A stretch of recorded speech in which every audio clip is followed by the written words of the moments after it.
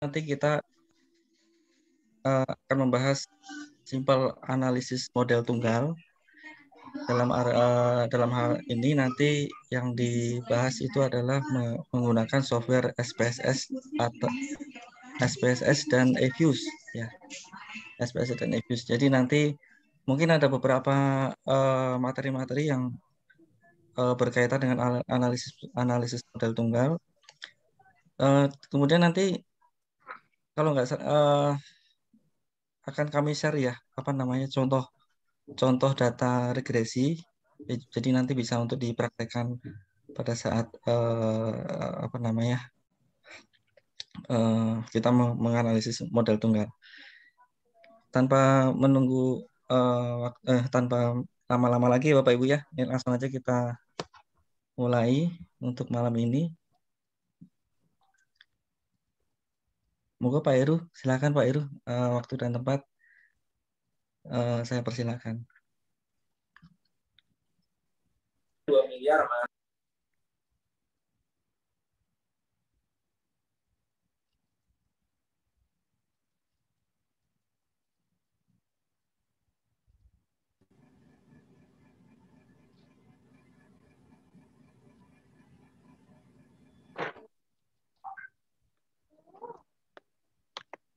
Oke, terima kasih. Selamat malam. Assalamualaikum warahmatullahi wabarakatuh. Waalaikumsalam warahmatullahi wabarakatuh.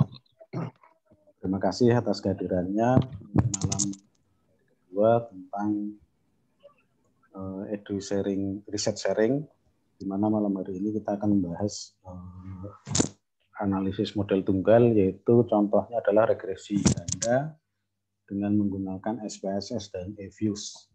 Harapan saya,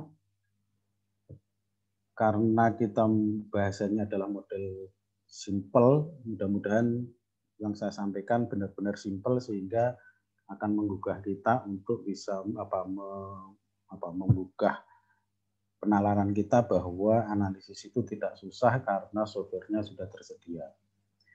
Jadi untuk malam hari ini, apalagi kepada teman-teman yang terbiasa dengan SPSS, mungkin ini sudah umum, tetapi yang eViews mungkin tidak banyak yang pakai, sehingga saya berusaha untuk menyampaikan secara sederhana yang paling simple, sehingga kita tidak berpandangan bahwa oh eViews itu susah dan seterusnya.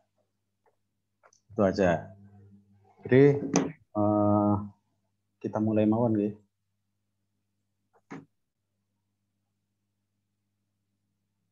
Oke, sebagaimana telah saya share di grup, di sana ada contoh data yang kita pakai untuk contoh analisis kali ini. Jadi sebenarnya untuk analisis model tunggal menggunakan SPSS dan eViews atau eViews itu saya pakai kebetulan datanya itu data kiriman lah istilahnya, karena saya dikasih data itu yang dijadikan contoh. Mudah-mudahan ini bisa mewakili yang lainnya. Karena modelnya adalah model sederhana, sehingga kita sampaikan juga yang sederhana dulu. Sebenarnya pernah ada sharing juga, itu dulu yang menyampaikan Pak Yuki, itu sudah disampaikan sebenarnya. Mudah-mudahan ini lebih simpel lagi, karena basic. Jadi sebagaimana kita ketahui bahwa ketika kita melakukan sebuah analisis, apalagi dengan analisis regresi itu, datanya itu macam-macam. Ada tipe data nominal, ordinal, interval, rasio, yang di situ sebenarnya membutuhkan analisis yang berbeda-beda. Cuma kadang-kadang kita memaksakan diri data ordinal kita pakai regresi linear ganda misalnya. Walaupun sebenarnya ada persyaratan ya, kalau mau dipakai itu boleh ordinal, tetapi harus di suksesif interval dulu dan seterusnya. Terus tipe data juga ada yang dari data primer dengan data sekunder. Contohnya misalnya ketika data kita bersumber dari kuesioner, itu data primer. Biasanya bentuk pertanyaan satu variabel, beberapa atau banyak, sehingga diperlukan uji instrumen. Nah, kita tidak akan bahas bagaimana menguji membuat kuesioner harus pretest atau enggak dan seterusnya, kita nggak bahas di situ. Tetapi dengan data yang ada kita akan berusaha untuk menganalisisnya. Jadi sebagaimana di uji instrumen itu uji validitas reliabilitas. Bahasan tentang itu sudah banyak. Kita langsung aja ke analisis regresi linear ganda. Contohnya misalnya kita hanya pakai X1, X2 ke Y, atau dalam hal ini di sini tentang persepsi harga dan persepsi promosi terhadap keputusan pembelian misalnya. Model yang seperti itu kita bisa menggunakan prinsip dari analisis regresi linear ganda, yaitu 3 tahapan yang terdiri dari yang namanya regresi linear ganda itu punya persyaratan analisis. Kalau di yang sederhana mungkin normalitas cukup, tetapi untuk regresi linear ganda ada multikolonaritas, autokorelasi, heteroskidastitas, dan normalitas atau uji asumsi. Di mana diharapkan bahwa di analisis itu syaratnya adalah tidak terjadi multikolonaritas, tidak terjadi autokorelasi, tidak terjadi heteroskidastisitas. Tetapi syarat mutlaknya adalah untuk inferensi adalah normalitas. Kalau kita sudah melewati uji asumsi, persyaratan ini terpenuhi, barulah kita masuk ke tahapan berikutnya. Bagaimana kalau ternyata uji asumsi tidak terpenuhi, masih ada namanya transformasi data, boleh ditransformasi data. Caranya bagaimana? Banyak sekali. Terus kalau sudah dilakukan itu juga nggak bisa nambah data kalau memungkinkan. Kalau sudah menggunakan itu juga tidak terpenuhi, maka langkah berikutnya adalah kita menggunakan alat analisis yang tidak mengharuskan adanya persyaratan tersebut. Jadi, langkah terakhir adalah kita pakai yang non-parametrik misalnya. Atau karena kebutuhan itu seringkali di SPSS di sana disediakan yang namanya regresi ordinal atau regresi logistik untuk data-data nominal misalnya. Jadi ada pilihan-pilihan yang tidak mengharuskan kita pakai regresi linear ganda, tergantung persyaratannya terpenuhi atau tidak. Nah, kalau toh dia uji persyaratan analisnya terpenuhi, baru kita boleh ke berikutnya, yaitu uji model. Uji model itu sebenarnya kita ingin menunjukkan bahwa model yang kita bangun itu memang bisa menjelaskan keterkaitan antar variabel independen terhadap dependen. Biasanya dipakai koefisien determinasi. Ada 2, pakai R-square atau adjusted R-square, tergantung variabelnya. Biasanya kalau lebih dari 2 variabel itu, 2 variabel independen maksudnya, itu pakainya adjusted R-square. Kenapa adjusted R-square? Karena adjusted R-square itu nilainya semakin banyak variabel tidak mesti semakin tinggi. Bisa juga turun, tergantung dari baik tidaknya model itu. Sehingga kita bisa melakukan kalau membandingkan mau milih dengan penggunaan 4 variabel atau 5 variabel itu misalnya. Itu bisa diperbandingkan dengan adjusted R-square. Terus yang berikutnya kalau modelnya sudah terpenuhi, model terpenuhi itu kriterianya banyak. Tetapi yang umum itu cuma ada persyaratan bahwa nilai R-square atau adjusted R-square-nya itu lebih besar atau mendekati 50%. Nah, lebih besar atau mendekati itu juga kan pernyataan yang membingungkan sebenarnya. Sehingga sah-sah saja ketika kita mempersepsikan sesuai dengan pendapat kita. Terus yang berikutnya baru uji hipotesis. Yang dipakai adalah koefisien regresi dengan uji T. Nah, untuk analisis regresi linear ganda, uji asumsi sebenarnya sama. Satu multikolonaritas, bahwa ini menunjukkan bahwa model yang kita bangun itu tidak terjadi korelasi yang kuat antar variabel independen. Ini bisa dilakukan dengan banyak cara, misalnya kalau untuk SPSS kita pakai nilai toleran dan VIF. Tolerannya mendekati 1 atau VIF-nya kurang dari 10 misalnya. Dan di situ tidak ada ketentuan mendekati 1 itu berapa. Cuma banyak yang berpendapat bahwa minimal 0,3 karena kriteria terjadinya korelasi itu ada tidaknya korelasi itu ketika nilainya 0,3 atau persyaratan lain terserah masing-masing tergantung dari keputusan kita sebagai peneliti. Yang kedua atau kalau di EVIUS itu kita bisa menggunakan nilai korelasi antar variabelnya sama dengan toleran sebenarnya. Di situ di EVIUS itu seringkali dikatakan nilai korelasi antar variabel independennya itu justru tidak boleh lebih dari 70%. Atau ada yang berpendapat tidak boleh lebih dari 80%. Itu tergantung juga. Yang kedua, autokorelasi. Autokorelasi itu kesalahan rambang, kesalahan yang sulit terdeteksi. Itu bisa menggunakan Durbin-Watson atau yang lainnya. Di SPSS itu biasanya pakai Durbin-Watson. Kriterianya pun macam-macam. Ada yang langsung merujuk bahwa kalau nilainya 1,65 sampai 2,35 berarti tidak ada autokorelasi. Atau antara 4 kali DW sampai sekian dan seterusnya, ada berbagai macam kriteria. Terus di EVIUS juga banyak yang bisa dipakai, salah satunya dengan uji Brose-Godfrey, itu bisa dilihat dengan nilai probabilitasnya aja, selama probabilitas lebih besar dari 0,05, itu dikatakan tidak terjadi autokorelasi. Di EVIUS juga ada Durbin-Watson dan lain-lain, banyak yang bisa kita pakai.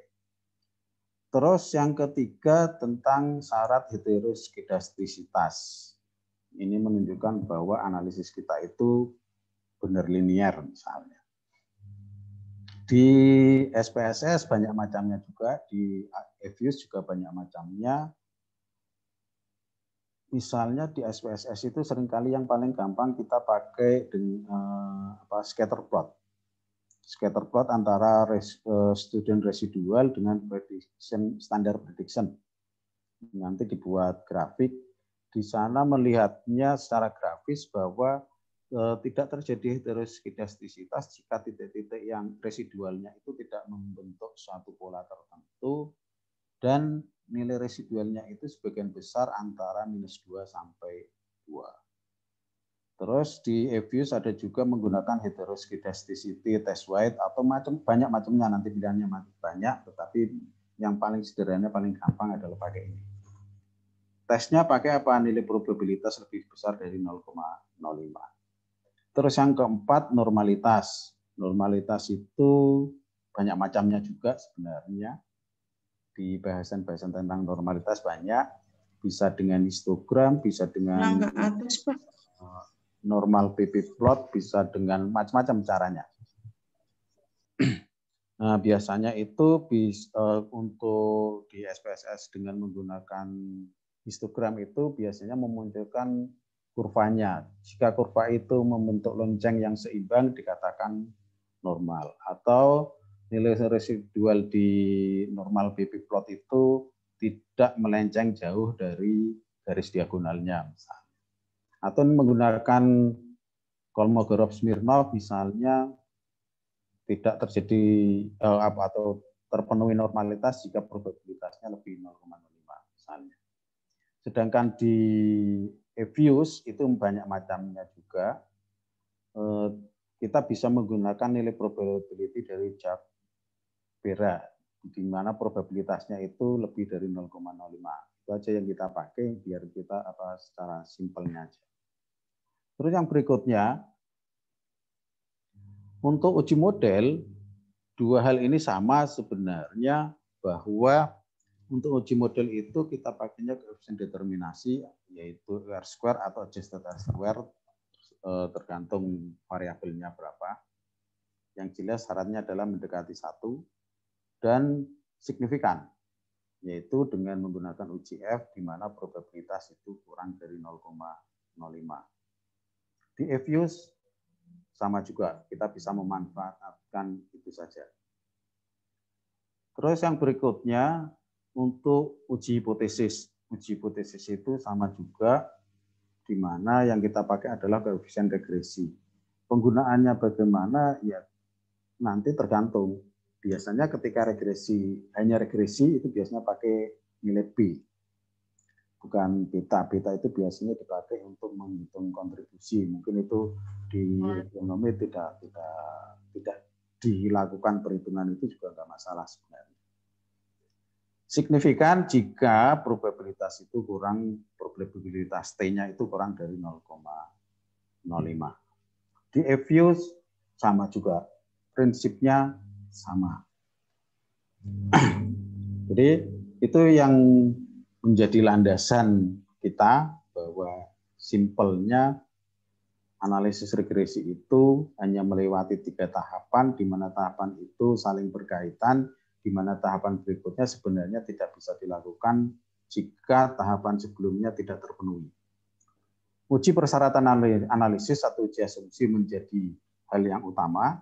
Yang pertama, ibarat kita mau masuk ke S2 harus lulus S1 dulu.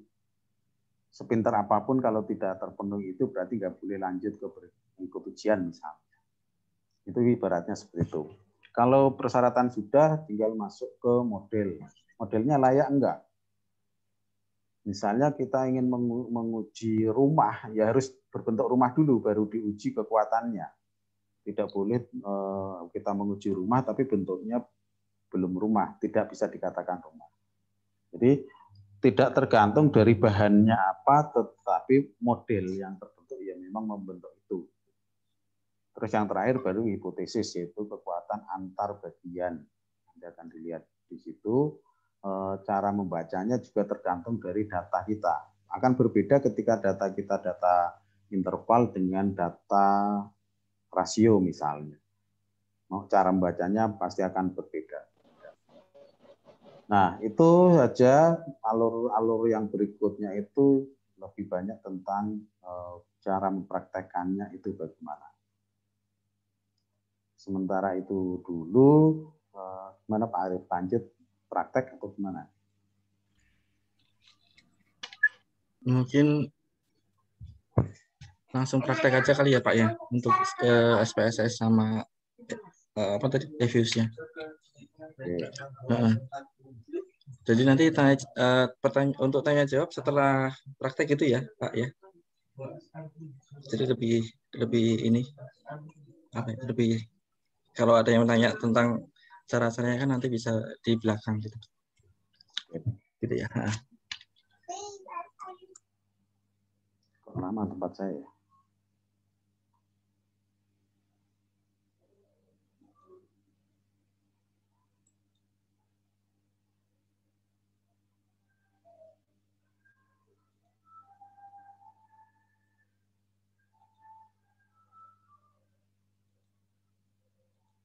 Oke, kita lanjut.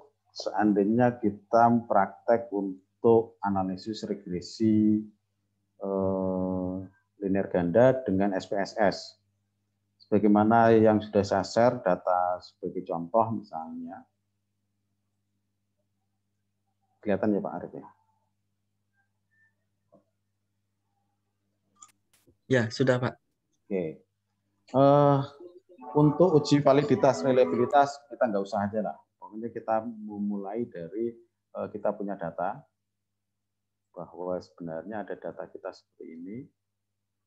Bentar, saya pindah dulu. Mengganggu. Oke, dari data ini kita punya variabel H, P, dan KP. Atau kita rubah juga boleh. Misalnya, ini aja deh biar gampang. Kita punya data tentang persepsi harga, persepsi promosi terhadap keputusan pembelian misalnya. Kalau di analisis regresi linear ganda pakai SPSS, itu langkahnya adalah analyze regression linear. Dependennya kita masukkan di dependent, independennya kita masukkan di independent. Nah, setelah ini kita mau pakai, sebenarnya bisa dilakukan sekaligus antara uji asumsi dengan uji model sebenarnya bisa dilakukan secara bersamaan. Tetapi tergantung kita pilihan. Kita klik statistik, kalau model fit dan estimate kita munculkan sesuai dengan standarnya, maka nanti R-square terus model regresinya akan muncul. Cuma sebenarnya sama aja sih sebenarnya. Tetapi di situ kita bisa hilangkan dulu, kita fokus untuk uji persyaratan analisis, asumsi. Untuk Durbin Watson misalnya tadi autokorelasi, kita klik Durbin Watson. Untuk kolineritas, multikolinitas, kita klik kolinarity diagnosis. Kita continue, terus kita plot S residualnya di Y-nya, Z prediksinya di X-nya. Kalau kita perlu histogram, tadi kalau untuk uji normalitas, kita klik histogram. Ketika kita pakai normal probability plot, ya kita klik yang ininya. Jadi continue dan seterusnya itu untuk uji keperluan uji asumsi. Metodenya enter. Kalau metode yang lain bisa juga tergantung kita sebenarnya. Yang simpel adalah metodenya tetap enter. Terus kita oke.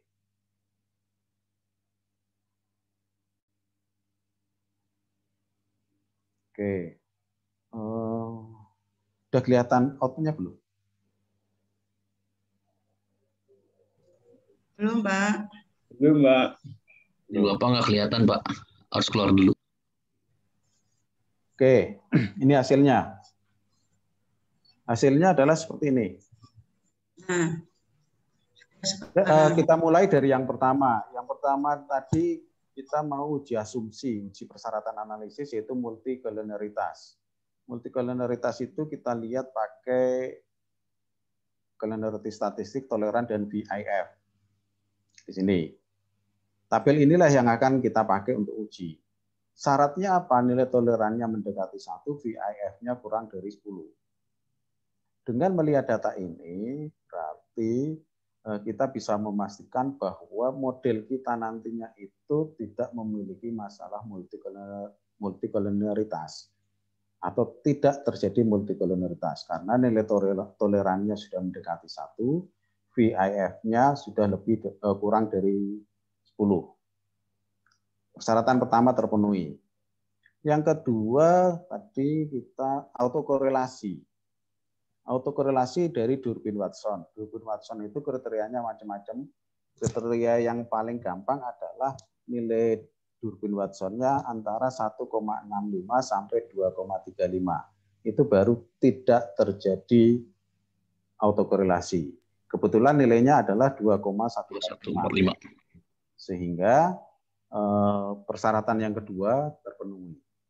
Persyaratan yang ketiga itu heteroskedastisitas. Heteroskedastisitas itu kita pakai scatter antara regression studential residual dengan standar regression standar predicted value.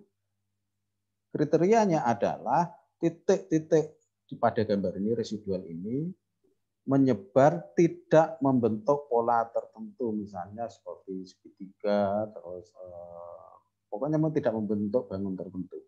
Kita asumsikan ini tidak membentuk bangun tertentu, dan sebagian besar data itu pada rentang -2 sampai 2. Ini kebetulan sudah memenuhi. Jadi meskipun mungkin ini ya, mungkin ada satu data ini kebetulan ada di nilainya itu lebih dari atau kurang dari -2. Tetapi kan itu hanya data yang bersangkutan, hanya satu atau beberapa data yang lebih ini misalnya. Sehingga kita asumsikan bahwa persyaratan yang ketiga yaitu heteroskedastisitas terpenuhi. Yang terakhir adalah persyaratan normalitas. Oke, kita pakai histogram misalnya. Dari histogram ini bukan masalah grafik batangnya ini, tetapi pola dari kurva yang terbentuk itu bagaimana? Cara gampangnya itu. Dari sini kita asumsikan bahwa relatif grafik yang terbentuk, kurva yang terbentuk itu relatif seimbang, membentuk sebuah lonceng yang seimbang, sehingga kita katakan bahwa normalitas terpenuhi, atau data penelitian kita berasal dari data-data yang berdistribusi normal. Terus yang berikutnya bisa juga menggunakan scatter plot ini. Dengan scatter plot ini kita akan tahu bahwa data kita itu residunya atau residualnya lah, itu sebagian besar itu bahkan hampir seluruhnya itu sudah sangat dekat dengan garis diagonal, sehingga kita katakan bahwa data kita normal. Itu secara grafis. Terus persyaratan analisis terpenuhi, langkah berikutnya adalah dengan analisis uji model. Uji model dan uji hipotesis itu pengolahannya bisa dilakukan secara bersamaan, tadi sama analyze, regression, linear, sama mungkin statistiknya. Tadi model fit tidak dimunculkan, kita munculkan aja. Biar Durbin Watson-nya tidak ngikut lagi, ini collinearity tidak mengikut di koefisien, nanti kita klik aja, kita hapus ya, continue. Plotnya terserah mau dipakai atau enggak, mau dihapus atau enggak, terserah. Misalnya kita hapus saja ya. Continue, oke. Masih terlihat ya di outputnya ya? Ya, masih Pak. Oke. Di sini terlihat bahwa uji model tadi kita pakai R-square. Ada juga yang pakai adjusted R-square. Karena kita cuma pakai dua variabel independen, oke lah kita pakai R-square aja. Syaratnya adalah model itu layak atau memenuhi goodness of fit test misalnya. Layak untuk dilanjutkan untuk analis, untuk uji hipotesis manakala nilai R-square-nya tinggi dan signifikan. Jadi kalau kita lihat R-square-nya itu 0,682. Signifikan atau enggak? Lihat probabilitas F-nya, nilai sig-nya. Signifikan jika nilai sig-nya kurang dari 0,05 atau taraf uji kita berapa. Di sini terlihat nilai sig-nya 0,000, lebih kecil dari 0,05, maka kita katakan signifikan. Oleh karena itu, kita bisa menjelaskan bahwa pada model yang akan kita bentuk nantinya atau yang kita dapatkan nantinya, bahwa persepsi promosi, persepsi harga itu mampu menjelaskan 68,2% variabel keputusan pembelian. Jadi cukup tinggi karena dengan kontribusi dari dua variabel independen itu akan memberikan perubahan 68,2% bagi variabel dependennya ketika itu dilakukan. Tuh. Jadi model layak. Karena model layak, kita bisa melanjutkan kepada uji hipotesis. Uji hipotesisnya kita pakai tabel koefisien. Persamaan yang dibentuk karena kita pakai regresi yang bukan jalur. Yang kita pakai adalah yang unstandardized coefficient. Sehingga kita bisa membentuk persamaan regresi, yaitu prediksi keputusan pembelian itu sama dengan konstantannya adalah minus 1,275 plus 0,459 persepsi harga plus 0,694 persepsi promosi. Seandainya variabelnya tersebut. Nah, untuk mengujinya, maka kita akan uji apakah persepsi harga dari konsumen mempersepsikan harga itu akan mempengaruhi dia untuk memutuskan pembelian atau enggak. Kita uji dengan menggunakan probabilitas. Boleh hitung bandingkan T tabel, tapi di situ kita harus mencari nilai T tabelnya berapa. Cara gampangnya ya lihat probabilitasnya aja. Kriterianya adalah jika probabilitas T-nya itu kurang dari taraf uji penelitian, maka signifikan. Contoh misalnya, persepsi harga nilainya positif 0,459. Dia memiliki probabilitas T itu 0,002. Atau kita katakan bahwa 0,002 itu sudah lebih kecil daripada taraf uji penelitian kita. Misalnya kita tetapkan 0,05. Karena 0,002 lebih kecil dari 0,05, maka signifikan. Karena signifikan, kita katakan hipotesis kita adalah kita menerima hipotesis bahwa persepsi harga akan mempengaruhi keputusan pembelian. Harga yang dipersepsikan konsumen akan mempengaruhi keputusan konsumen dalam melakukan pembelian dengan arah positif. Semakin baik persepsi seseorang terhadap harga, maka semakin baik, semakin tinggi keputusan pembelian. Demikian juga tentang persepsi promosi. Ini pengaruhnya sama juga, yaitu nilainya positif 0,694 dengan nilai sigma 0,000, kurang dari 0,05, sehingga persepsi terhadap promosi itu mempengaruhi secara positif keputusan pembelian. Jadi selesai sampai di sini bahwa dua variabel ini dalam hipotesis kita itu ternyata diterima dua-duanya. Nah, itu langkah simpelnya untuk analisis regresi linear ganda menggunakan SPSS. Oke. Itu yang pertama. Terus yang kedua, ketika kita kebetulan biar gampang saya pakai data yang sama saja, tetapi hanya saya pakai saya pakai langsung variabelnya sama dengan yang tadi. Misalnya seperti yang sudah saya share di situ. Ini misalnya data kita adalah seperti ini. Ini sengaja saya rubah. Kalau di SPSS itu KP atau keputusan pembelian independennya itu ada di belakang, di sini langsung saya rubah ke depan. Karena apa? Untuk memudahkan kita. Biar kita tidak usah repot-repot ngetik misalnya sintaknya dan seterusnya. Kita pokoknya berusaha melakukan yang paling gampang. Oke, langkah selanjutnya adalah kita buka software yang akan kita pakai, yaitu eViews. Nanti kalau yang eViews-nya pingin eViews-nya sudah pernah install tapi pingin berlanjut, nanti bisa ada saya share link bagaimana caranya. Di eViews sudah terlihat belum ya? Belum, Pak. Belum ya. Oke.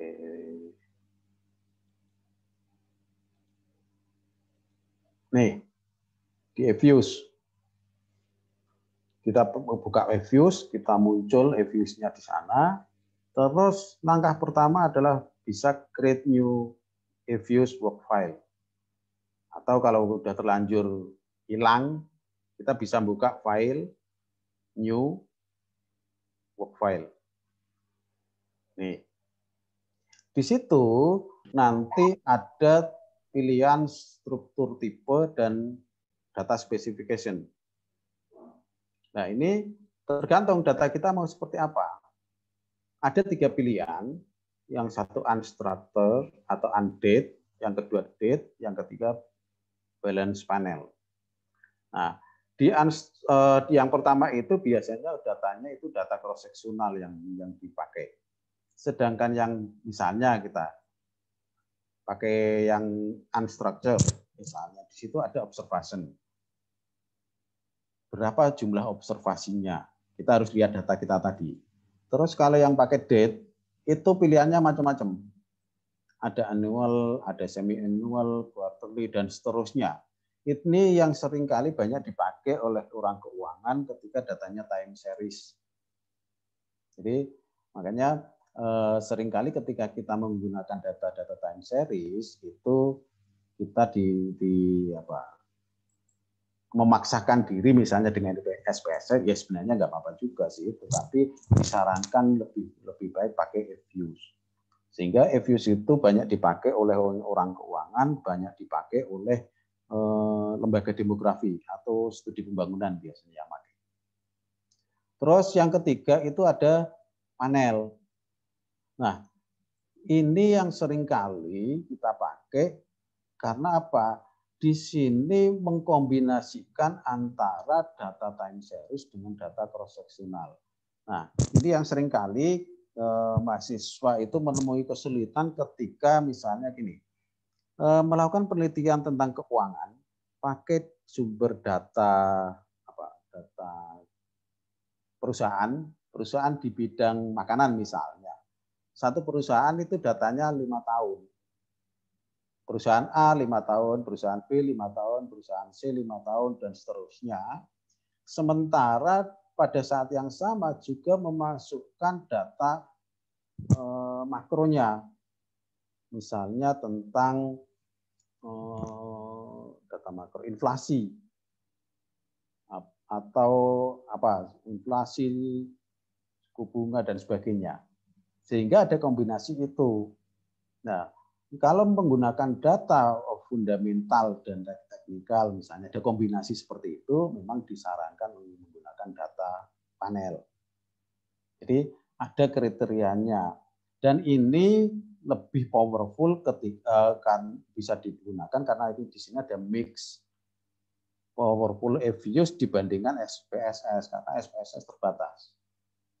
Sehingga memang disarankan ketika menggunakan dua model data itu disarankan pakai EFUSE kalau model tunggal. Oke, kalau kita contohkan dengan data kita, mungkin kita pakai data yang unstructured aja.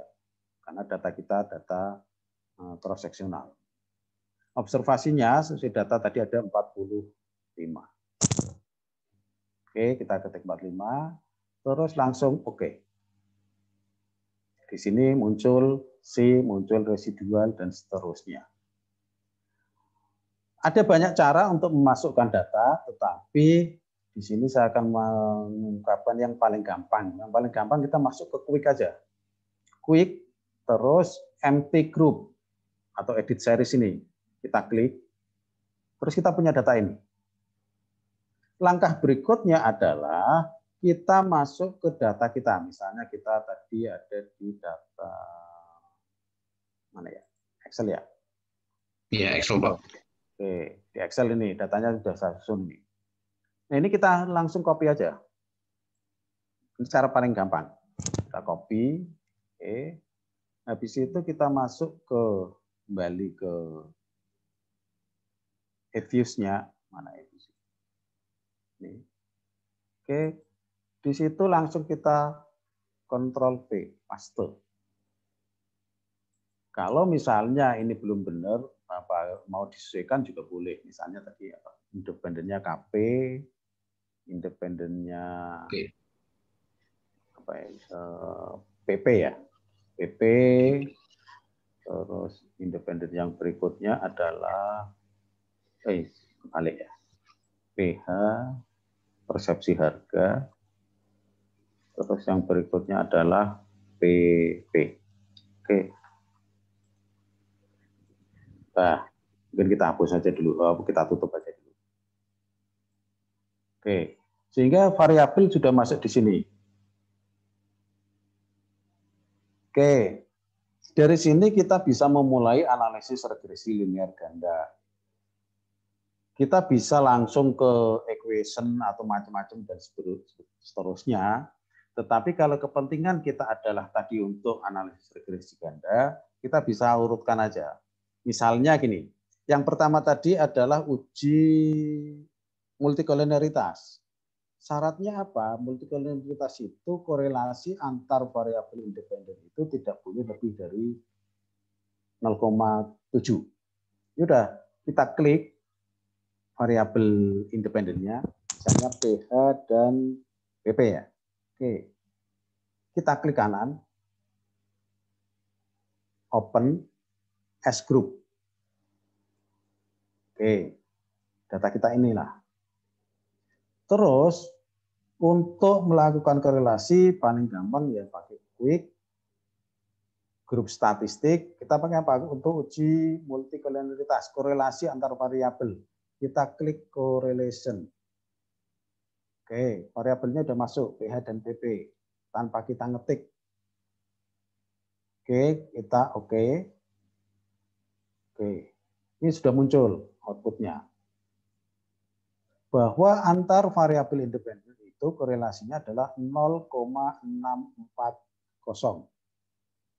Padahal syaratnya adalah bahwa tidak terjadi multikolonialitas jika nilai korelasi antar variabel independen itu kurang dari 0,7. Di sini 0,6. Sehingga kita katakan bahwa persyaratan analisis yang pertama yaitu multikolonialitas atau tidak terjadinya multikolonialitas itu terpenuhi. Oke, persyaratan pertama terpenuhi. Yang kedua, kita ingin menguji autokorelasi dan yang lainnya. Langkahnya adalah kita klik variabel, kita masukkan variabel ini sesuai dengan urutannya.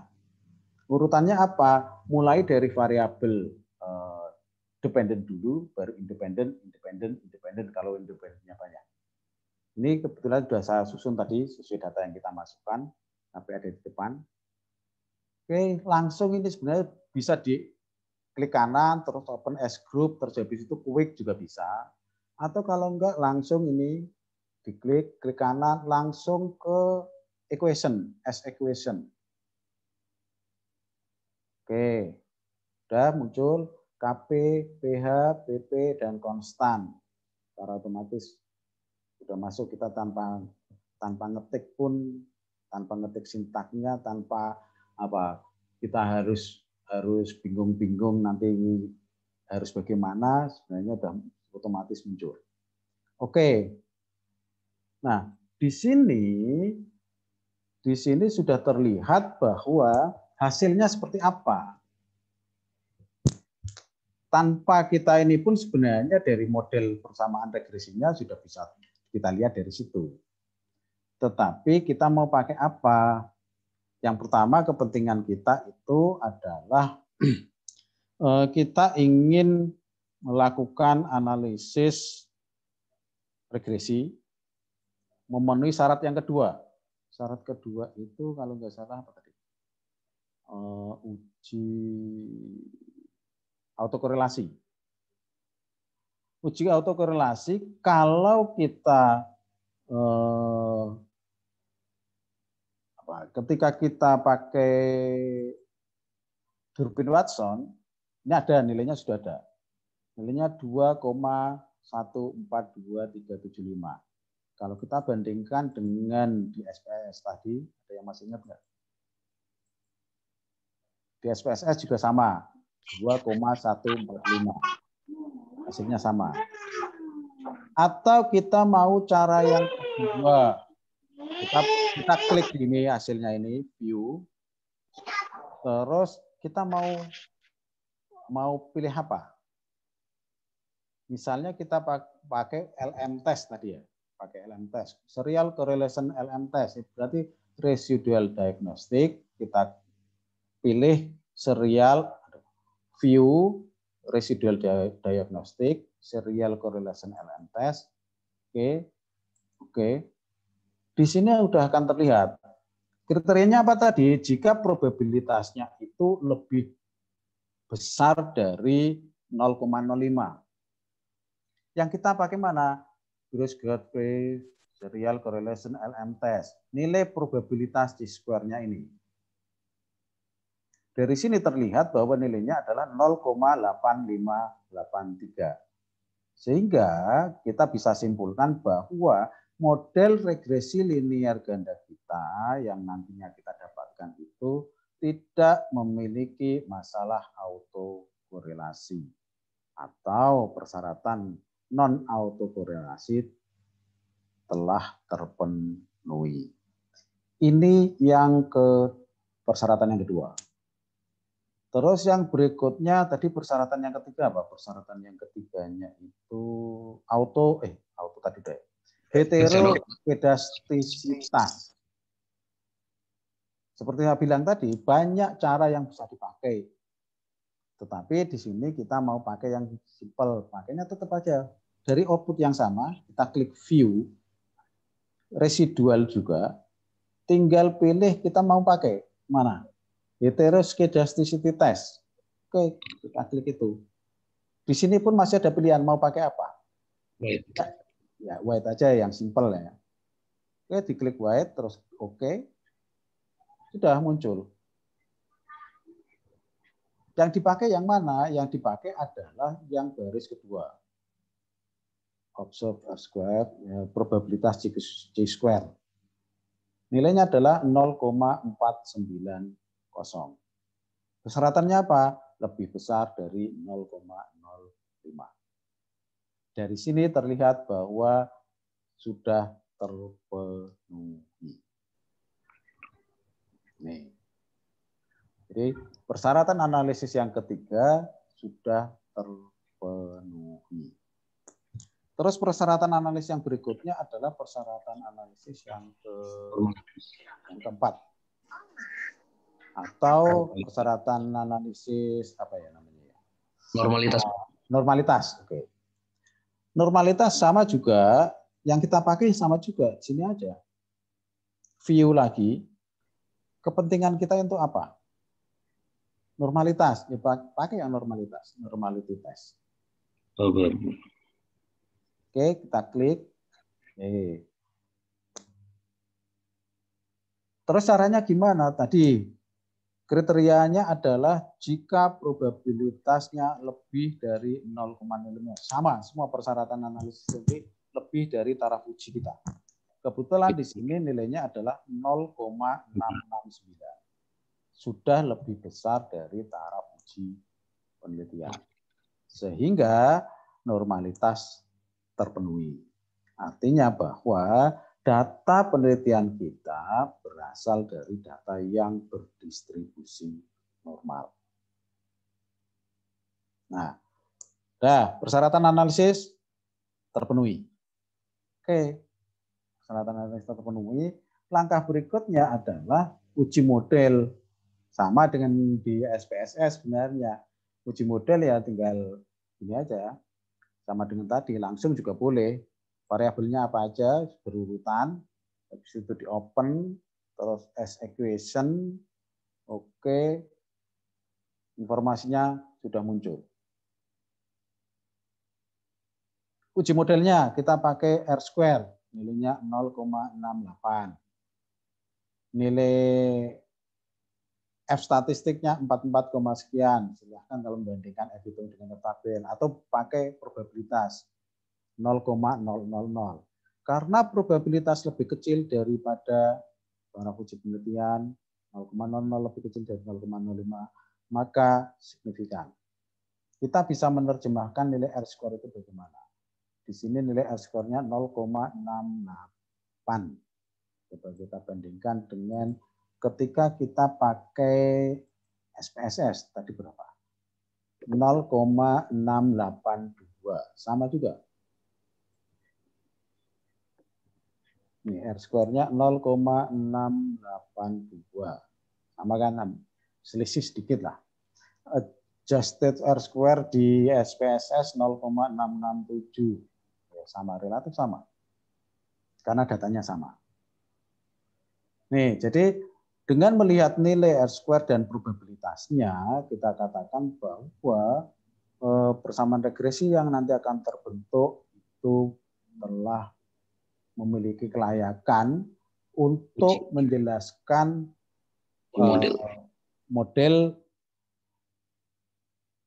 variabel apa tadi KP atas masukan dari PH dan PP. Atau PPH dan PP dalam model persamaan regresi kita itu mampu menjelaskan 68, sekian persen variasi KP. Ini sudah. Terus yang berikutnya, yang terakhir adalah kita ingin melakukan uji hipotesis. Sama, yang dipakai mana? Yang dipakai di sini. Koefisien ini. Sama dengan tadi. Prinsipnya sama, modelnya sama, dan seterusnya sama. Ngujinya pakai probabilitas juga. Jadi sama. Oleh karena itu, inilah pengujian kita dengan analisis kita dengan menggunakan SPSS maupun dengan menggunakan EFUS. Jadi sama-sama simpelnya, sama-sama sederhananya. Cuma kadang-kadang kalau kita belum kenal itu sudah merasa bahwa kok harus analisis ini, terus bagaimana nanti karena di EFUS nanti ada sintak, harus ngetik C dan seterusnya. Padahal itu enggak harus juga sudah bisa kita lakukan dan seterusnya. Jadi itu yang bisa kita lakukan secara simpelnya, yang penting sudah bisa memenuhi, kita menganalisis dengan itu pun sebenarnya bisa. Jadi silahkan masing-masing nanti ketika menggunakan model yang seperti ini, mau pakai yang mana ya terserah. Yang lebih gampang menurut kita. Belum tentu saya mengatakan lebih gampang, bagi yang lainnya lebih gampang. Belum tentu. Kembali lagi harus disesuaikan dengan data kita itu seperti apa. Saran saya memang kalau datanya itu data panel, kombinasi, lebih enak kalau pakai EFUS. Mungkin itu aja yang bisa saya sampaikan. Mungkin setelah itu kalau mau diskusi, monggo silakan Pak Arif. Terima kasih. Ya, alhamdulillah. Terima kasih Pak Heru. Ya, Bapak Ibu yang saya hormati, monggo silakan bagi yang ada yang mau ditanyakan bisa langsung disampaikan saja. Mungkin langsung aja siapa yang mau bertanya bisa langsung ditanyakan. Monggo Bapak Ibu. Arif, aku mau nanya. Ya, monggo Bu Siti. Assalamualaikum warahmatullahi wabarakatuh. Selamat malam semuanya. Pak Heru mau nanya, kapan kata Pak Heru kan ada data itu, kapan menggunakan EFUS, kapan menggunakan SPS. Seperti apa Pak data yang harus menggunakan EFUS itu? Dan yang pertama, yang kedua, kayaknya lebih simpel kalau menggunakan EFUS ya Pak. Makasih Bu Siti. Jadi sebenarnya software itu kan pilihan.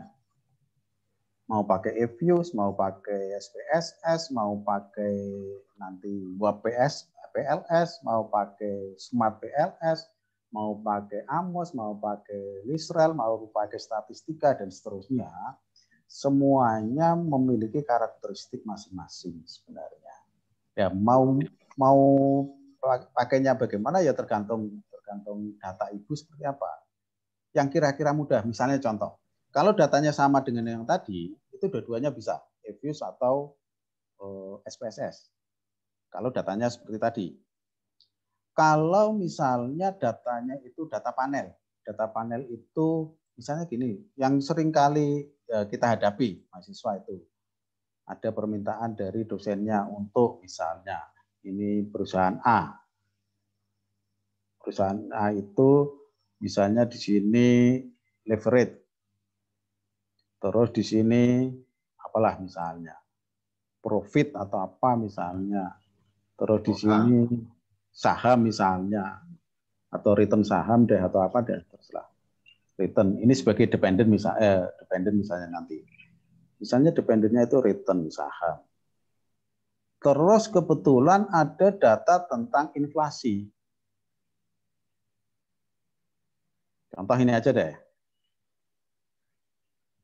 Data tentang inflasi perusahaan A tahun 2016, 2017, 2018, 2019, 2020. Kan yang terjadi selama ini seperti ini. Ini. Terus datanya itu banyak biasanya. Terus data perusahaan B, data perusahaan C, dan seterusnya gini. B, terus C misalnya. Ini kan. Data di leverage ini kan 5 tahun berbeda, terus 5 tahun berikutnya perusahaan yang berbeda. Sementara di inflasi itu datanya ya inflasi 2016-2020, inflasi 2016-2020 berulang ke bawah.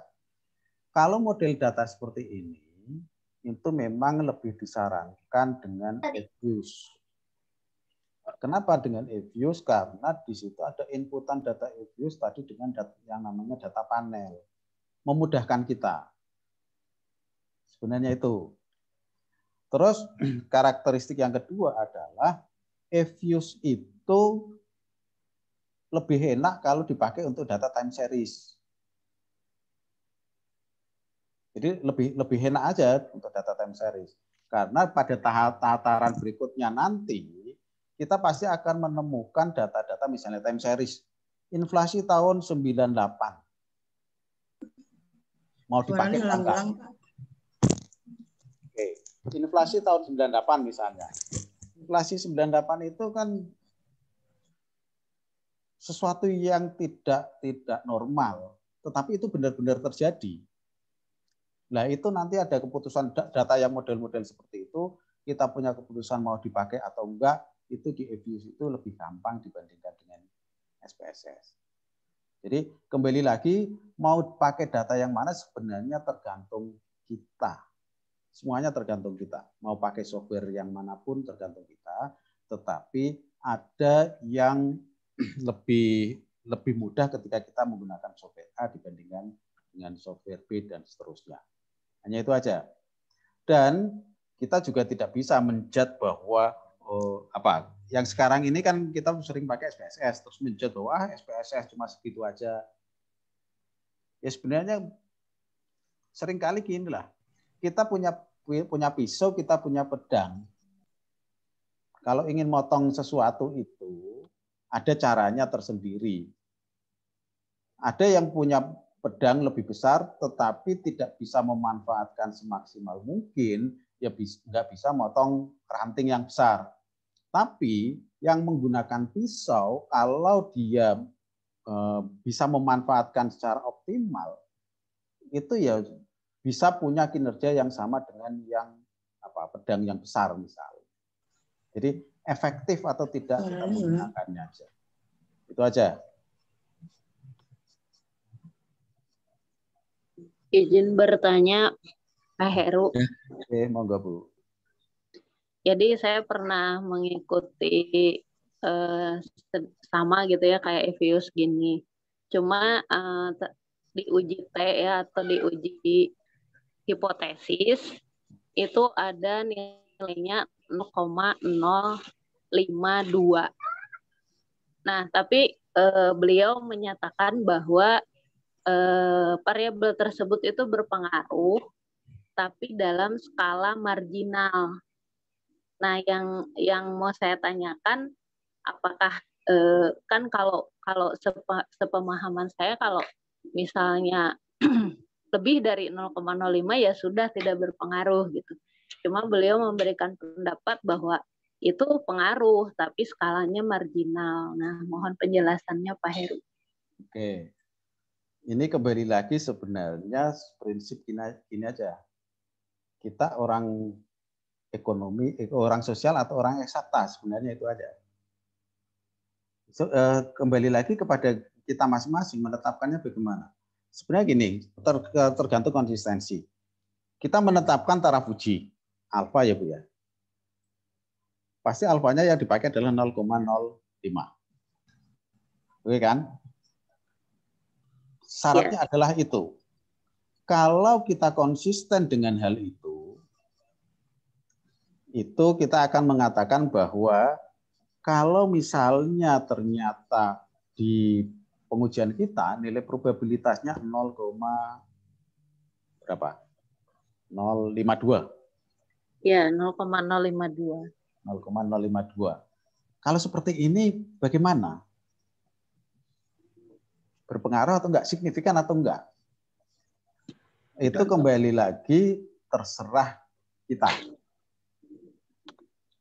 Ini kalau kita bulatkan misalnya, kalau kita bulatkan kan akan turun menjadi 0,05 enggak? Iya. Misalnya itu ya.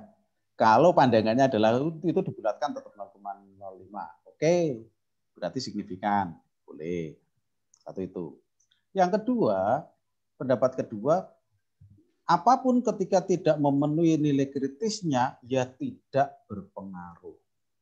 Oke, kesimpulan kita ya tidak berpengaruh. Tetapi apakah lantas di hasil statistik yang seperti itu nanti kita di belakangnya langsung ngomong tidak berpengaruh? Karena bisa juga orang mengatakan memang tidak berpengaruh pada taraf uji 5%, tetapi dia berpengaruh pada taraf uji 10%. Kalau memang pendapatnya seperti itu, ya ada penjelasan seperti itu, ya silakan. Jadi secara umum bahwa ini tidak berpengaruh. Tetapi ketika kita agak longgarkan sedikit taraf ujinya menjadi 10%, dia berpengaruh. Itu misalnya. Tapi kalau kita mengacu pada statistik, ya kita katakan bahwa itu memang tidak berpengaruh. Berapapun ketika tidak memenuhi batasan, itu berarti tidak berpengaruh. Tetapi karena statistik itu sebagai alat, maka kita bisa katakan bahwa ada pertimbangan berikutnya, penjelasan berikutnya bahwa memang tidak secara statistik tidak berpengaruh pada taraf ujian, tetapi ketika kita longgarkan berpengaruh, dan nanti ada penjelasan berikutnya. Inilah sebenarnya yang seringkali itu kita tidak khatam dengan yang namanya pendekatan kuantitatif. Sehingga orang akan akhirnya apa? Oh, kuantitatif itu penelitiannya kering. Padahal apa? Karena keseringan kita kalau sudah sampai pada tahapan itu ya selesai. Padahal di pembahasan nanti kita bisa mengemukakan bahwa memang tidak berpengaruh. Tetapi ketika misalnya, nah itulah orang sosial. Jadi itu. Jadi sah-sah saja pendapat ketika itu tidak berpengaruh, tetapi ketika taraf uji kita longgarkan menjadi 10%, dia akan berpengaruh. Tetapi secara statistik, ya berapapun lebihnya, ya tidak berpengaruh. Tidak signifikan. Itu aja. Jadi ya sah-sah saja. Misalnya baik, terima kasih. Oke. Mohon izin bertanya, Pak. Iya, monggo Pak. Wah, ini ahlinya Evius ini. Terima kasih, Pak Heru. Ada mungkin saya cuma bertanya dua ini Pak ya, dua poinnya. Yang pertama saya lihat dari aplikasi Evius ini Pak. Pertama dari sisi kemudahan, dia pasti ada plus minusnya juga Pak ya. Kalau dari sisi kemudahan, Evius ini dia menyederhanakan langkah-langkah yang dibuat oleh SPSS. Contoh sederhana, kalau seandainya kita melakukan analisa heteroskedastisitas gitu Pak ya. Di hetero itu kan pengujian tidak selalu menggunakan uji White. Ada uji Gleisernya juga, ada uji Part-nya juga, ada uji Bruce Pagan-nya juga Pak. Dan uji lainnya ada uji menggunakan sebaran scatter plot gitu Pak ya. Dan saya lihat di sana salah satu keunggulan Evius. Dia kita hanya mencentang salah satu mana pengujian yang kita mau, nanti dia secara otomatis akan mengeluarkan hasil yang kita inginkan. Berbeda dengan SPSS. SPSS hasilnya sama, tapi dia menggunakan 2 langkah, Pak. 2 langkah, dan itu memang kalau tingkatannya, kalau untuk tingkatan pemula nggak bisa, harus tingkatan yang menengah atau mahir kalau di SPSS, gitu Pak. Karena dia ada 2 kali metode, sehingga hasilnya harus sama antara SPSS dan Evius. Itu kalau seandainya kita melakukan uji asumsi klasik. Kemudian uji asumsi klasik yang kedua, itu misalnya kan pakai menggunakan autokorelasi. Nah, autokorelasi di SPSS kalau seandainya kita menggunakan Cochrane or Katz, itu biasanya dia menggunakan 2 tahapan juga, Pak. Sedangkan di Evius hanya menggunakan 1 langkah aja sudah selesai, sudah langsung keluar gitu, Pak. Nah, itu salah satu keunggulan dari program Evius. Terus sedikit menambahkan apa yang disampaikan Ibu Adibah tadi, kalau menurut saya Pak ya, sebelum kita menentukan taraf signifikansi, biasanya kita sudah menentukan hipotesisnya. Kalau seandainya kita menentukan alfa 0,05, berarti kita sudah meyakini 95% bahwa hipotesis kita itu benar gitu Pak. Karena kan ada ruang yang benar, ada ruang yang salah, atau ada namanya error gitu Pak ya. Sehingga ada H0, ada H1. Kalau menurut kerangka kalau nggak salah saya pernah baca buku Imam Ghazali Pak, gitu. Kalau tergantung kita menetapkan taraf signifikansinya, apakah 95%, apakah 90%, atau 99%. Gitu. Biasanya kalau ilmu sosial 99,9% Pak, karena ini menyangkut nyawa manusia kan. Apalagi hubungannya terkait dengan eksperimental. Terus yang ketiga Pak, biasanya di regresi ini kendala yang sering timbul yaitu R square-nya besar tapi variabelnya banyak yang tidak signifikan. Nah, gitu Pak. Walaupun kita telah melakukan uji asumsi klasik, R square-nya tiba-tiba tinggi, tetapi variabelnya banyak yang nggak signifikan atau bahkan tidak signifikan semuanya. Nah, mungkin di sana mungkin bisa memberi solusi atau bagaimana, sehingga apakah metodenya yang salah atau hipotesisnya yang salah. Kira-kira seperti itu Pak Heru. Terima kasih waktu dan tempat. Oke. Terima kasih Pak Yuki. Jadi benar kata Pak Yuki, di SPSS itu hanya untuk menggunakan KS saja, Kolmogorov-Smirnov ini aja. Sebelumnya kita harus menghitung residualnya dulu. Ya. Ya kan? Jadi sebenarnya banyak hal yang harus dilakukan beberapa kali. Sehingga cuma masalahnya kan gini. Masalahnya adalah sebagian dari kita itu sudah dikenalkan dari awal tentang SPSS. Ya, betul. Sehingga keengganan untuk beralih ke aplikasi lain. Aplikasi lain itu biasanya yang enggan gitu. Makanya di kesempatan ini saya buat yang simple, menunjukkan bahwa loh, EVIS itu simple juga loh. Bahkan besok PLS itu simple juga loh. Jadi ada kemudahan-kemudahan tersendiri. Contoh misalnya orang yang pakai SPSS mengatakan gampang, tapi dia harus gambar. Nanti di Smart PLS outputnya udah gambar. Di Amos outputnya udah gambar.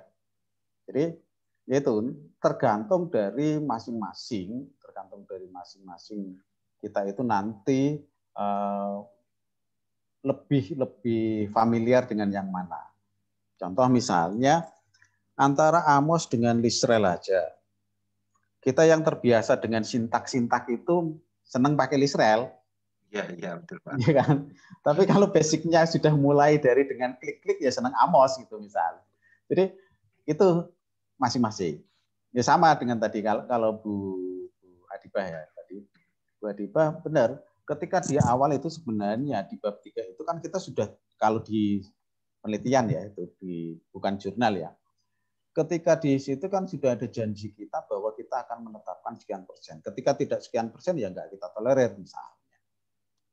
Artinya ya tadi pendekatan statistik berapapun standar itu enggak terpenuhi berarti enggak. Cuma memang di penelitian sosial itu ketika di pembahasan itu dimunculkan untuk apa? Biar tidak kering. Karena orang sekarang itu kan pada larinya ke mixed method. Mixed method itu tetapi bukan karena memang mixed method itu menjadi kebutuhan, hanya karena ingin beda. Karena apa? Karena dengan kuantitatifnya tidak hatam. Biasanya karena itu. Sehingga mau tidak mau kalau menurut saya kalau ingin melakukan penelitian dan memang tidak memiliki banyak stok waktu, itu ya pilihlah kuantitatif atau kualitatif. Bahkan kuantitatif lebih cepat rentang waktunya dibandingkan dengan kualitatif. Apalagi kalau harus mix, coba bayangin. Menggabungkan dua-duanya, kira-kira selesai atau enggak gitu. Kalau orang pakai mix method kok 6 bulan bisa melakukan 3 penelitian, itu luar biasa. luar biasanya kita malah bertanya-tanya, apa mungkin? Nah, kalau kuantitatif, kita mau meneliti 6, 5, itu juga enggak masalah, orang ada syaratnya bahwa kita tidak harus terlibat dalam ikut merasakan yang dirasakan di objek dan seterusnya. Itu sih. Jadi nanti ini yang masih pingin tentang EVIUS, mudah-mudahan nanti sekali waktu semester ini ada lanjutannya seriesnya, Pak Yuki bisa menyampaikan misalnya. Itu harapan kita nanti ada tindak lanjut yang berikutnya, sehingga ada hal-hal misalnya, saya untuk hal ini apa yang harus dilakukan. Ini kan kebetulan contohnya bagus-bagus semua. Kebetulan tidak ada yang tidak normal, kebetulan tidak ada yang melanggar asumsi misalnya. Kebetulan. Ya Mas Yunus, data ekstrim biasanya nanti ada yang terjadi Pak. Misalnya harga saham perusahaan A puluhan ribu, harga saham perusahaan B cuma ratusan rupiah gitu Pak. Tertinggal terjadi jomplang datanya Pak. Nah itu pasti terjadi nanti itu Pak. Ya itu, makanya di tahap berikutnya itulah yang akan menjadi bahasan kita.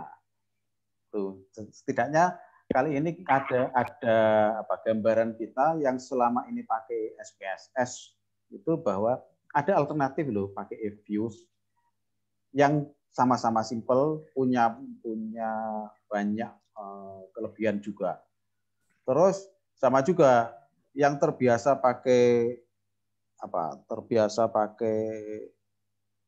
AMOS misalnya atau pakai PLS misalnya, ya juga tidak bisa mengecilkan yang pakai SPSS itu.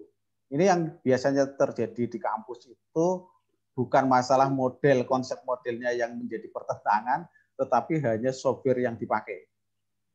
Yang pakai AMOS mengatakan bahwa SPS doang, yang SPSS mengatakan AMOS dan seterusnya. Padahal substansinya bukan itu. Konsepnya bagaimana, langkah berikutnya bagaimana, itu yang lebih penting. Sehingga ini menjadi salah satu hal yang bisa dilakukan. Tadi sudah dicontohkan tadi misalnya tentang uji-uji tadi. Kelebihan AMOS, EVIUS misalnya tadi. Ketika kita melakukan uji asumsi, ada pilihan banyak asumsi, itu tinggal kita fuse, terus mau yang kita inginkan apa, langsung muncul di situ. Kalau di SPSS itu kan masuk ke data, terus dianalisis, nanti keluarnya di output, untuk ini harus melalui langkah apa, dan seterusnya. Itu aja. Jadi itu yang terjadi. Pak Heru, Assalamualaikum. Terima kasih Pak. Waalaikumsalam. Monggo Pak. Boleh ya Pak ya? Monggo. Ya gini Pak Heru, terima kasih banyak untuk sharing hari ini Pak Heru. Yang pertama saya mau hanya menyampaikan yang disampaikan Pak Heru itu betul ya. Jadi tergantung semua software punya kelebihan kekurangan. Dan yang jadi fokus adalah tergantung dari data. Misalkan data cross section ya SPSS bisa digunakan, EVIUS juga bisa. Cuman yang jadi masalah ketika permintaan tertentu harus pakai SPSS, nah itu yang harus pakai EVIUS, itu yang agak kurang ya, maksudnya agak kurang bijak ya kalau menurut saya ya. Jadi artinya adalah tadi disampaikan Pak Yuki, SPS berapa kali tahap gitu. Ada yang sudah EVIUS, monggo saja. Sebenarnya tidak ada masalah gitu. Jadi tergantung dari data yang digunakan. Yang kedua, yang menanggapi Bu Adibah tadi ya tentang yang 0,052. Jadi kalau di jurnal-jurnal internasional kan biasanya signifikansinya sampai 10%, 90%, alfanya 10%.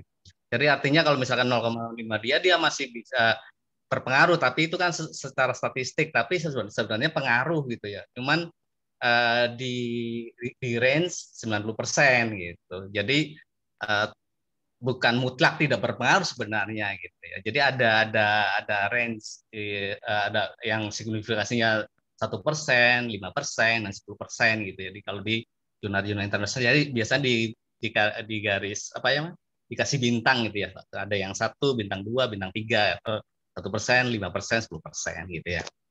Terus yang kedua yang itu. Dan yang ketiga nah itu yang paling sering ditanyakan juga oleh Pak Yuki, ketika terjadi R square-nya tinggi, tapi sebenarnya tidak banyak variabel independennya yang tidak berpengaruh sebenarnya. Nah itu ketika si mahasiswa atau kita pun melakukan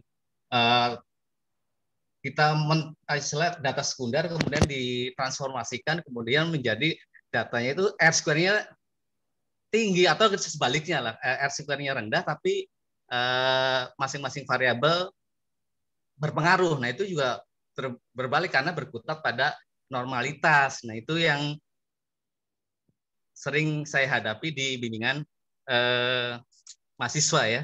Itu yang makanya saya bilang kalau misalnya uji normalitas tidak perlu untuk data sekunder. Nah tadi dijawab untuk data primer ya, kalau data primer reliability dan validity harus, dan normalitas juga harus dilakukan gitu. Tapi bukan untuk data sekunder. Itu saja sih yang ingin saya mungkin menanyakan dan konfirmasi juga. Oke. Terima kasih Pak. Oke, gini Pak. Kalau normalitas itu untuk inferensi itu wajib. Normalitas ya. Karena justru itu yang utama di inferensi. Terus kenapa yang sering terjadi? Ini kasus banyak terjadi di keuangan memang. Kasusnya adalah R square-nya tinggi, banyak yang tidak signifikan. Itu artinya apa? Artinya bahwa ada satu variabel yang menjadi sangat-sangat dominan. Kenapa itu bisa terjadi? Itu rata-rata bukan masalah datanya sebenarnya. Tetapi pada saat awal konsep kita melihat fenomena, menentukan variabel itu seringkali hanya suka-suka kita. Misalnya tentang ROE, tentang apa misalnya tadi, leverage terhadap return saham misalnya. Seringkali kita melihat dependennya apa? Return saham. Polanya bagaimana sih? Oh, polanya itu naik dari kiri bawah ke atas, kanan atas. Kita memandang variabel itu seringkali tidak melihat kondisi di objek, seringkali hanya berdasarkan jurnal yang ada. Oh, jurnal ini pakai ini, pakai ini, pakai ini. Tapi kita tidak melihat secara garis besar di fenomena di awal. Kalau dependennya itu kecenderungannya dari kiri bawah ke kanan atas, kita menentukan variabel independennya apa? Ya kita selalu ditanyakan yang berpotensi paling besar itu yang mana? Ya kita juga harus melihat kecenderungan independennya. Yang diambil yang mana? Ya yang cenderung sama dari kiri atas ke kanan, kiri bawah kanan atas, atau justru yang sangat ekstrim sebaliknya dari dari kiri atas ke kanan bawah. Ya kalau yang polanya seiring atau bertentangan itu kemungkinan itu memang yang berpengaruh. Tapi seringkali kita tidak memperhatikan. Ternyata data variabel itu kita hanya ngambil dari, ada penelitian sebelumnya tentang ini. Saya juga akan masukkan variabel ini. Tapi ternyata yang ada di objek itu, variabel itu flat. Ya, pasti tidak berpengaruh. Itu yang terjadi. Nah, sehingga seringkali kita katakan bahwa penelitian itu bukan di datanya semata, tetapi awal kita menyusun konsep itu yang penting. Jika akan mengurangi. Bahkan ketika gini, kita seringkali kalau di kampus itu kan sering ngomong bahwa kalau penelitiannya itu semuanya tidak berpengaruh bagaimana? Ada yang bilang ya nggak apa-apa, nyatanya seperti itu. Tapi ada yang bilang ya nggak bisa. Artinya pada awal kita menetapkan konsep, memandang fenomena, itu kita tidak mampu melihat fenomenanya. Kenapa sih anak ini males misalnya? Anak ini males karena ABC. Dari sekian ABC ternyata karena yang dipilih C. C itu sebenarnya tidak ada kaitannya. Tapi kita paksakan karena itu secara teori itu variabel misalnya. Seringkali di situ. Sehingga memang kita lebih ini ketika di konsep di awal itu jauh lebih utama dibandingkan yang lainnya. konsepnya harus matang dulu, baru kita bisa masuk ke berikutnya. Cuma sayangnya kan ketika kita di kuliah-kuliah itu SKS untuk menyusun konsep proposal itu justru lebih sedikit dibandingkan ketika kita menyelesaikannya. Padahal konsep itu jauh lebih butuh waktu dibandingkan menganalisisnya. Konsep mungkin berapa bulan nggak selesai, tapi menganalisis, contoh datanya udah terkumpul, mungkin semalam ngolah datanya selesai, tinggal melanjutkan pembahasan. Dasarnya apa? Dasarnya ya yang dari konsep juga. Itu sih sebenarnya bukan karena apa-apa, tetapi seringkali karena dari awal kita menetapkan variabelnya itu yang hanya didasarkan pada saya suka dengan variabel ini, saya ini, tanpa mengkonfirmasi dengan objek yang akan kita teliti, subjeknya mana. Itu seringkali itu. Boleh sekedar menambahkan dikit, Pak? Monggo. Kalau menurut saya itu kan apa yang dikatakan Pak Sunita tadi, di mana R-square-nya tinggi gitu kan, tapi seluruh variabelnya tidak berpengaruh, atau yang kita kenal dengan spurious regression gitu Pak, atau regresi lancung lah kalau ibaratnya ya. Nah itu mungkin ada beberapa hal yang menyebabkan itu terjadi Pak. Salah satunya dominan satu variabel terhadap variabel lainnya Pak. Nah itu salah satu sortirnya adalah mungkin proses asumsi klasiknya ada yang nggak benar, itu menurut saya. Yang sering bermasalah itu terjadi pada data yang bersifat data panel Pak, data panel, karena ada perbedaan waktu dan perbedaan dari sebaran populasi. Terus yang kedua, kalau menurut saya sih kalau seandainya variabelnya itu lebih dari 3 atau 4, itu mungkin ada variabel yang dominan, sehingga variabel dominan ini akan memicu timbulnya terjadinya hubungan yang tidak pasti antara variabel lain.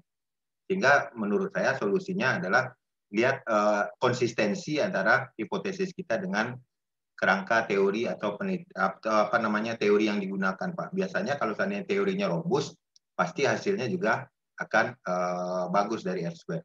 Sehingga solusinya kalau seandainya itu kita bisa menggunakan metode kedua, yaitu melihat adjust R-square-nya. Adjust R-square itu adalah nilai mutlak dari R-square tersebut. Jadi kalau seandainya R-square-nya tinggi, kalau adjust R-square-nya rendah, berarti sudah diduga bahwa model regresi kita ada termasuk model yang jelek. Kira-kira seperti itu tambahannya Pak Heru. Iya, terima kasih. Pak Heru, terima kasih. Ya, mungkin terkait tadi data panel, justru banyak keunggulan dibandingkan dengan yang lain, karena data panel ini kan kombinasi antara cross section dan time series. Jadi itu saling menghilangkan ya. Jadi waktu saya kemarin tuh diuji semuanya gitu ya. Tapi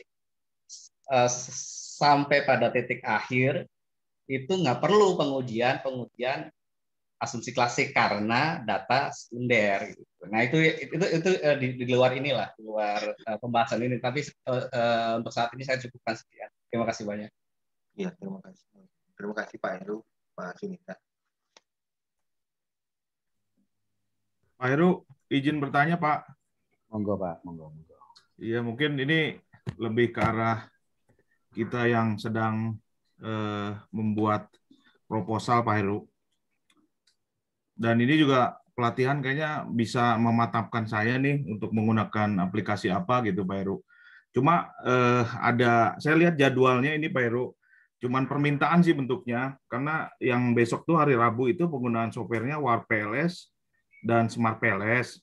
Lalu pertemuan yang keempat itu Smart PLS dan Amos gitu Pak. Atau bisa disesuaikan nggak Pak? Misalnya yang pertemuan ketiga itu Smart PLS dengan Amos saja gitu Pak, atau sama semua gitu Pak.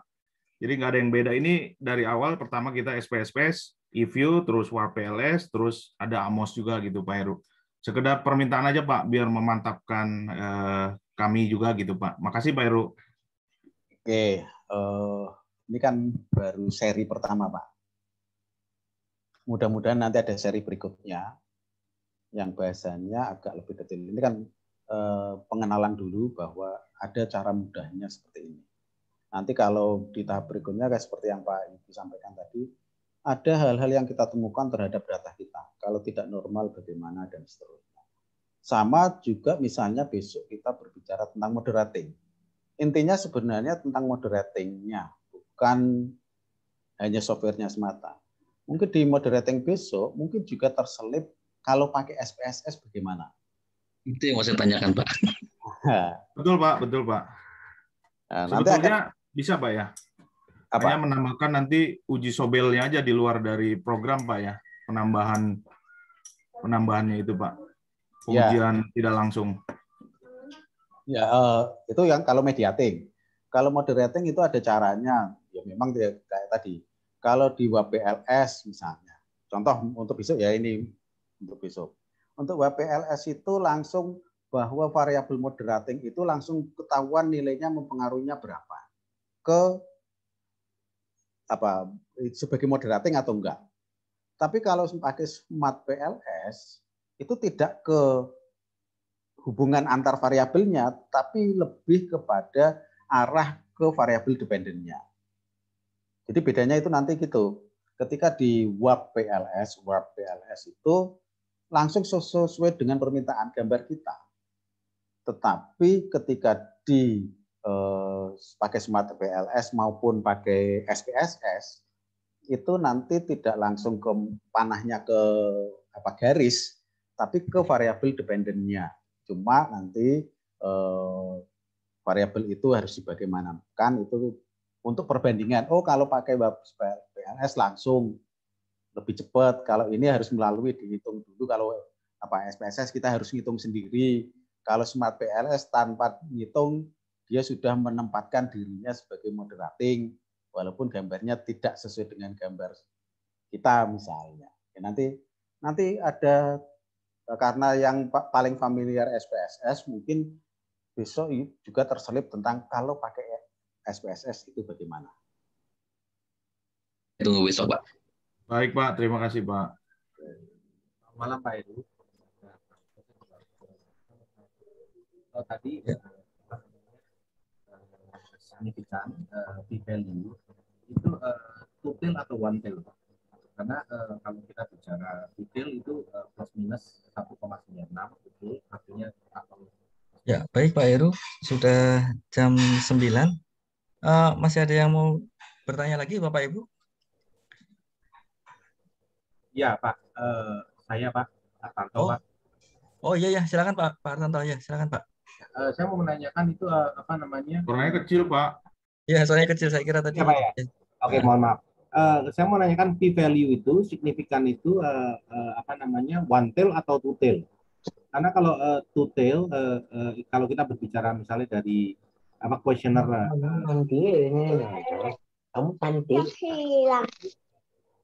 apa namanya two tail. Tapi kalau misalnya kita punya kasus itu one tail itu misalnya dari apa namanya z-nya itu kan plus minus 1,96 artinya misalnya dekat 2 gitu ya. Nah, tapi kalau one tail kan akan berbeda. Nah, untuk yang tadi Bapak perlihatkan itu, apakah dia one tail atau two tail, Pak? Terima kasih, Pak. Oke, jadi seperti ini. Kadang-kadang kita harus berpikirnya adalah konsep kita itu seperti apa. Harus didasarkan pada itu. Contohnya misalnya ketika kita panahnya satu arah, walaupun secara teori itu bisa kaitan antar variabel dua arah, ya tetap aja kita pakai one tail. Sementara ketika dua arah, hubungan timbal balik ya pakainya two tail. Tergantung konsep kita seperti apa. Jadi itu yang terpenting adalah di situ.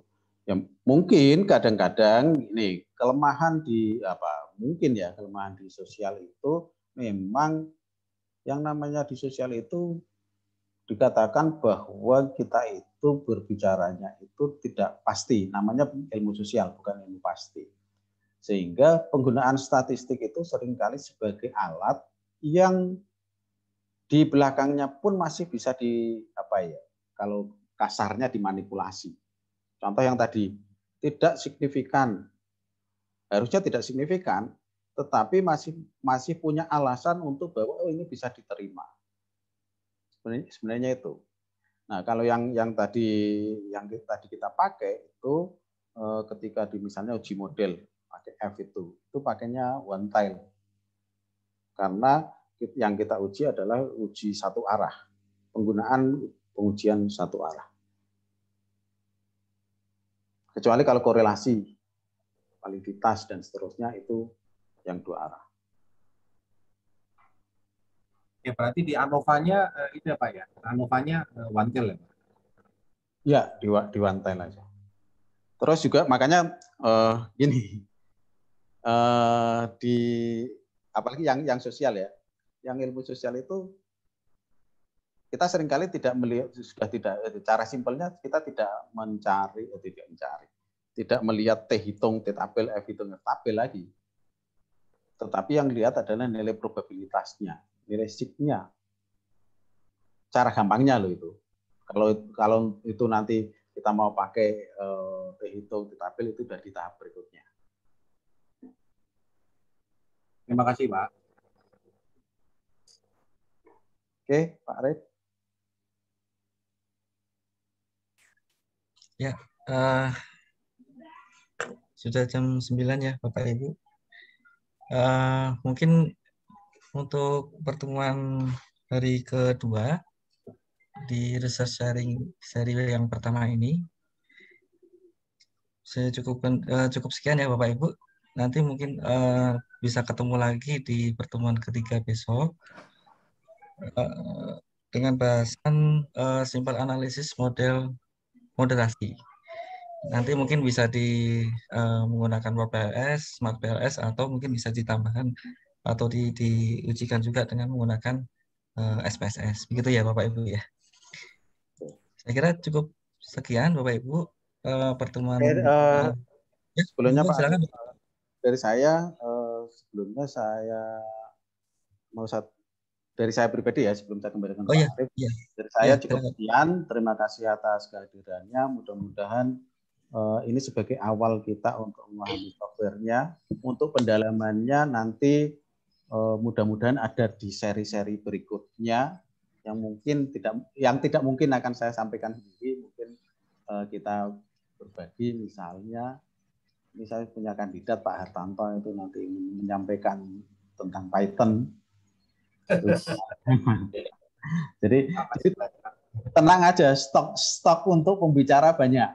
Terima kasih Pak Heru. Tentang Python ada itu ahlinya.